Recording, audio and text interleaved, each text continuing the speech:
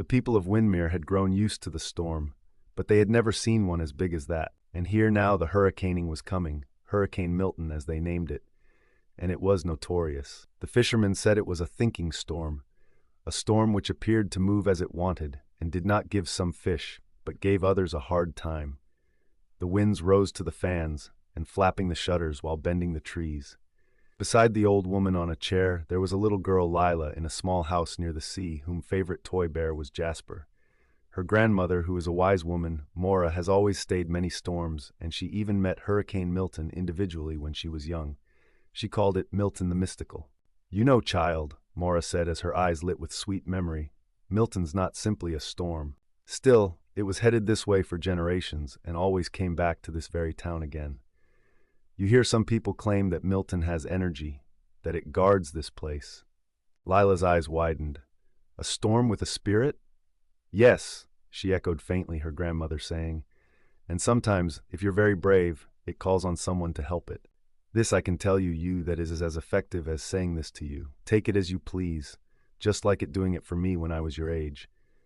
The luminosity began to fade when the power went out due to increasing storm outside. The whole town was covered with darkness, and the noise of the wind increased, getting some kind of a voice. Lila did not expect to feel any of that, but there was this peculiar feeling that seemed to be urging her. She barely made out words. "Lila, come to the lighthouse." Although Lila scared, she could not help but feel a strange obligation. Taking Jasper in her pocket, she put on her bright-colored raincoat, and after one last glance towards her grandmother, got out into the rain. It rained, and such pain each droplet delivered through her cheeks. The wind was seemingly her ally, leading her to the lamplighter standing on the borderline between the town and the sea. When she got closer to the lighthouse, it was a clear structure with thick walls that can easily hold the fury of the storm.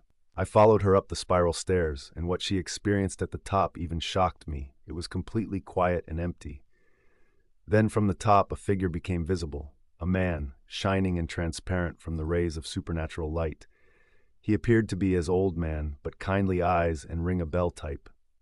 "I am Milton," the figure said out loud, or perhaps the wind did, but there was no way of telling. "It was a young sailor long time ago who promised to guard this town from any harm.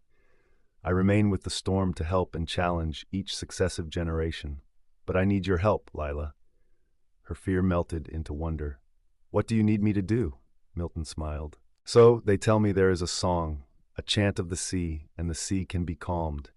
Can only be said by a person with a clean heart.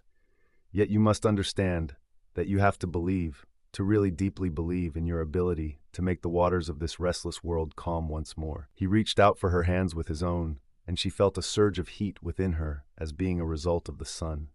Jointly they sung in a light voice, reciting words that seemed more like waves.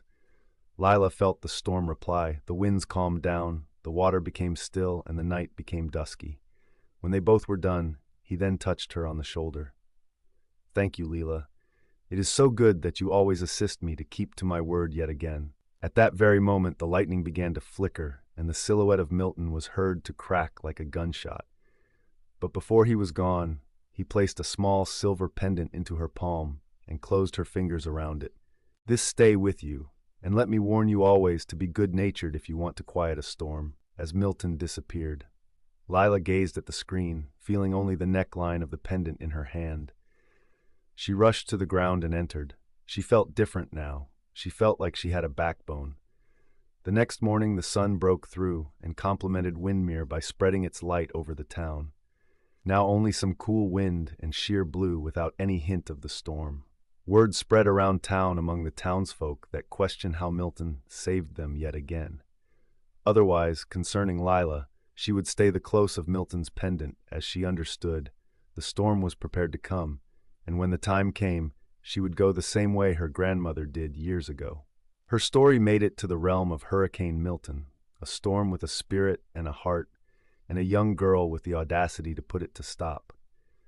After that, Windmere used always to recall that a simple heart couldn't ever be defeated by any storm that blew that harsh. Subscribe the channel for more videos and leave a like and comment.